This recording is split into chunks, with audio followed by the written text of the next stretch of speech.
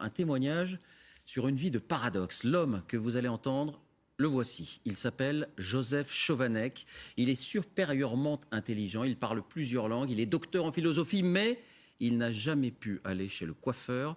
Il n'a découvert l'amitié qu'à 25 ans. Il a mis très longtemps à pouvoir soutenir le regard, à entretenir un dialogue, bref, à échanger avec les autres. Joseph Chovanec est un autiste Asperger. Aujourd'hui, il raconte pour aider les autres. Laetitia Legendre, Nathalie Dubos, Guillaume Michel. Joseph Chovanec a toujours aimé le musée du Quai Branly. C'est ici qu'il a souhaité nous rencontrer. À 33 ans, cet homme est autiste. Il a du mal, beaucoup de mal dans ses relations avec les autres. Mais c'est aussi un surdoué qui a de très grandes capacités intellectuelles. Je fais des choses qui me sont parfois désagréables pour suivre les préceptes de l'autre. Donc là, vous nous regardez par exemple alors que ce n'est pas naturel. J'essaye de le faire. Vous nous faites face alors que vous aviez envie notamment eu égard à la lumière de la caméra.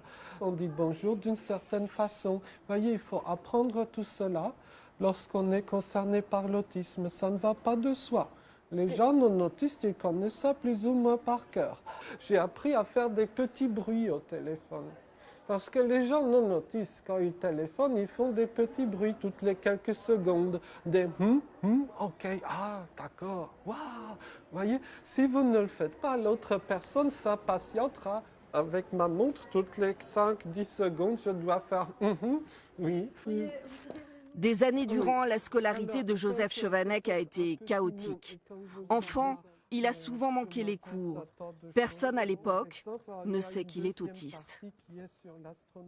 À quel âge vous avez commencé à parler, vous, Joseph? Oh, très tard. Vous savez, je savais lire et écrire avant de savoir parler. C'est le cas de nombreux enfants autistes. À la maison, mes parents ont encore, par exemple, des petits textes que j'avais écrits quand j'avais 2 ans, 3 ans, par exemple. Mais pour la parole, il a fallu attendre 6 ans à peu près. Et encore, à l'âge de 6 ans, quand j'essayais de parler, ce n'était pas compréhensible pour les autres. Avec les camarades de classe, alors ça se passait comment? Il n'y avait pas de camarades de classe. Il n'y avait que des petits monstres qui me tabassaient, quoi. S'ils ne faisaient que se moquer, c'était bien. Mais généralement, j'étais tabassé, quoi, quasiment à toutes les récréations. Comme d'autres enfants autistes. Vous savez, quand j'étais au primaire, par exemple, personne ne voulait être assis à côté de moi. Par contre, au lycée, notamment avant les contrôles de maths, beaucoup voulaient être assis à côté de moi, quoi, vous voyez. Donc, les choses changent. Joseph Chovanec connaît des difficultés avec les autres, mais il a eu son bac scientifique avec mention très bien.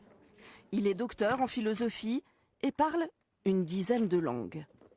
Vous avez eu le bac avec mention? Très bien. Vous parlez combien de langues aujourd'hui, Joseph? Je pense que ça n'a pas d'intérêt de faire de déballage, mais je suis passionné par l'apprentissage des langues. J'en apprends certaines, j'en oublie d'autres, hélas. Alors, mon petit coup de cœur depuis quelques années, c'est pour le persan. Vous développez d'excellentes capacités dans certains domaines. Et dans la pratique quotidienne, c'est parfois un peu plus compliqué? Vous savez, je ne sais pas comment le dire, mais je ne sais pas, par exemple, faire un nœud de cravate. Je ne sais pas conduire une voiture. J'habite chez mes parents. Vous voulez voir mes lacets? Je n'ai pas eu le temps de les faire, donc j'ai mis mes lacets directement dans la chaussure. Voilà. Donc, Par contre, si vous avez besoin d'un guide touristique en Iran, je me porte volontaire. Notre société est un peu hypocrite en ce sens qu'elle juge les gens sur des petits détails. Et c'est là où les gens autistes ne sont pas très bons selon les standards sociaux. Mais que valent ces standards sociaux? La grande joie, le grand plaisir quand on est concerné par un handicap, c'est de faire mentir les pronostics. Il y a quelques années, cet entretien dans ce musée n'aurait pas été possible. Trop de personnes, trop de lumière, trop de bruit. Désormais, Joseph enchaîne les voyages. Dans ces pays du bout du monde, il découvre le plaisir d'être enfin lui-même. Dans